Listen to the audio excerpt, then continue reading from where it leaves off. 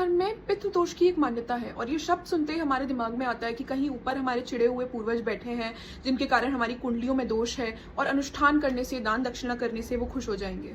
Genetics के through पीढ़ी दर पीढ़ी बस बीमारियां पास डाउन नहीं होती, हमारे psychological predispositions, personality traits, temperament, coping patterns, trauma responses, हमारा सोशो इकोनॉमिक स्टेटस, सोचने, रिएक्ट करने, दुनिया से रिलेट करने के पैटर्न्स बहुत हद तक हमें अपने पूर्वजों द्वारा प्राप्त होते हैं। I am a very angry person by nature और यही अग्रेशन और शॉर्ट टेम्पर मैंने अपने पिता में देखा है, अपने बाबा में देखा है और सुना है कि मेरे परबाबा भी बहुत गुस्सैल टाइप के आदमी थे। Biologist call it behavioural genetics, psychologist and sociologist इसको इंटरजेनरेशनल ट्रांसमिशन कहते हैं और शायद हम आम भाषा में इसको कलेक्टिव कर्मा कहते हैं। एक वंश जिसने बहुत गरीबी देखी है, अभाव देखा है, will pass down a scarcity mindset and N anxiety about money.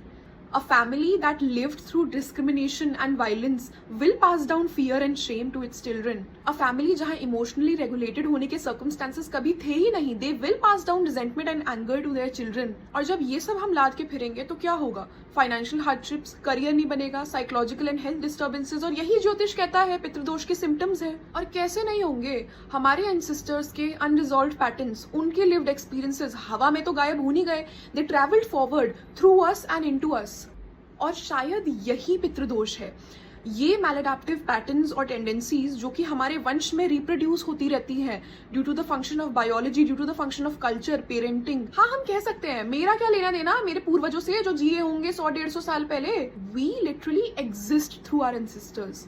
My body, my paradigm, my beliefs, my circumstances, the very instrument through which I experience life was handed down to me by generations of people जो जिंदगी से लड़े हैं। ना जाने उन्होंने क्या क्या देखा, क्या क्या सहा ताकि आज मैं एग्जिस्ट कर सकूं। और उन्होंने जो मुझे इंस्ट्रूमेंट दिया उसमें कुछ खामियां भी हैं, कुछ डिस्टॉर्शंस भी हैं, कुछ लिमिटेशंस भी हैं, कुछ वुंड्स भी हैं जो मैं कैरी कर रही हूँ। प्रश्न ये नहीं है कि मुझे क्या मिला, प्रश्न ये है जो मुझे मिला अब मैं इसका क्या करूंगी। Will I give into the cycle and pass down the same anger, the same resentment, the same violence, the same maladaptive ways of surviving to the people who will come after me? या मैं वो कड़ी बनूंगी जहाँ पे मेरे वंश में ये चक्र टूटेगा।